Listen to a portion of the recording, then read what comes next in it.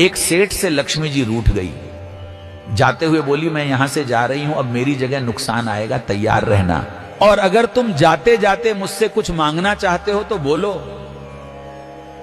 सेठ बहुत समझदार था, बड़ी विनम्रता से बोला माता नुकसान आ रहा है तो आने दीजिए, बस मुझे आप एक वरदान दीजिए कि मेरे परिवार में हमेशा सुख शांति बनी रहे।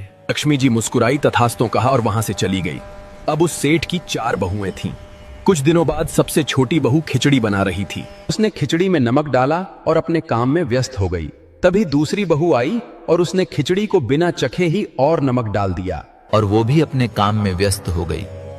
ऐसे एक एक करते तीसरी और चौथी बाकी की 2 बहुएं भी आईं। उन्होंने भी खिचड़ी को बिना चखे ही उसमें नमक डाल दिया। अब रात को सबसे पहले सेठ खाना खाने बैठा। जैसे ही उसने खिचड़ी का एक चम्मच लिया, उसे महसूस हो गया कि इसमें बहुत ज्यादा नमक है और सेठ जी तुरंत समझ गए कि नुकसान आ चुका है। किसी से कुछ नहीं कहा, चुपचाप खिचड़ी खाई और चला गया।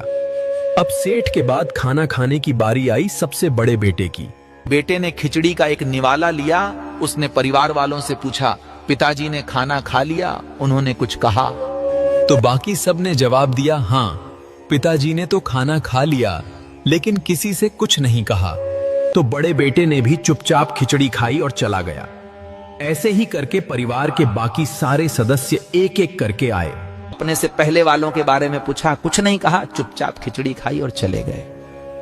अब रात को सेठ जी सो रहे थे, अपने में नुकसान आया और हाथ जोड़कर बोला भाई मैं यहां से जा रहा हूं, मैं यहां नहीं रह सकता। तो सेठ जी ने पूछा क्यों, क्या हो गया? नुकसान बोला तुम सबने मिलके 1 किलो नमक खा लिया, पर मजाल है कोई किसी पे नहीं चिल्लाया, किसी ने गुस्सा नहीं किया, सब शांत रहे। अब जिस परिवार में इतनी सुख शांति हो, आपस में इतना प्यार हो, वहां पर मैं नहीं रह सकता। निष्कर्ष की जिंदगी है तो उतार चढ़ाव, दुख सुख, फायदा नुकसान सब चलता रहेगा, लेकिन जिस परिवार में आपस में लोगों में प्यार है, सुख शांति है, छोटे में आदर, बड़े में बड़प्पन है, उस परिवार का कोई नुकसान, कोई आपदा कुछ नहीं बिगाड़ सकती।